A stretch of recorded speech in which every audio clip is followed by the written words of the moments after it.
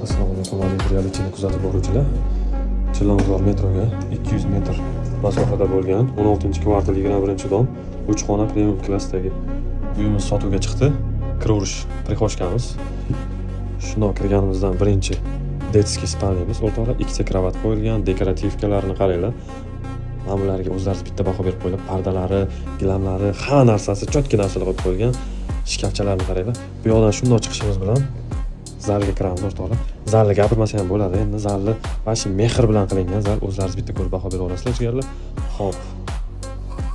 Mana bu gulni deyapti. Bu yoqdan to'g'ri o'tsa, balkon xuddi mana shunaqa ahvolga chiroyli qilib keltirib qo'yilgan, televizorchalar qo'yib qo'yilgan.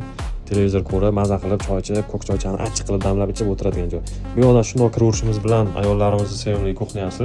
Bu yoqda ham hamma narsa bor. Xolodilnik, gaz plita, mebel texnika, oyoq tagiga gilamlargacha solib qo'yilgan. Men bilan nima deyapti? Televizorlarni qaranglar. Har bitta xonamizga televizor bor. Eshiklarimiz ham chotki variantdagi eshiklarimiz qo'yib qo'yilgan. Bu yoqdan asosiy kattalarning spalnyasiga kiramiz, jigarlar.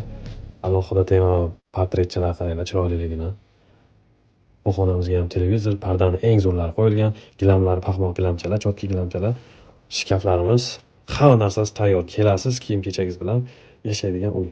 Kravatimiz ham katta spalnya qaranglar, spalnya kattaligini.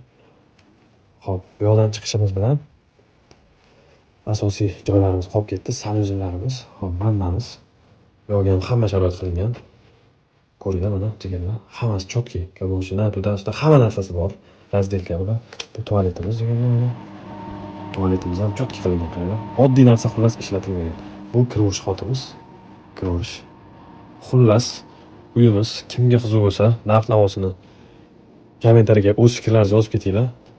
Men pastda nomer qoldiraman. Bemalol murojaat qilib aloqaga chiqishlaringiz mumkin. Mana shunaqa uyga havas qilganlar bitta layk bosib, kommentariyaga fikringizni yozib keting, yurakchani qizartirib keting. Bizga podpiska bo'lib qo'ying. Xudo xolasa, bundan ham chiroyli uylarimizni qo'yib boramiz.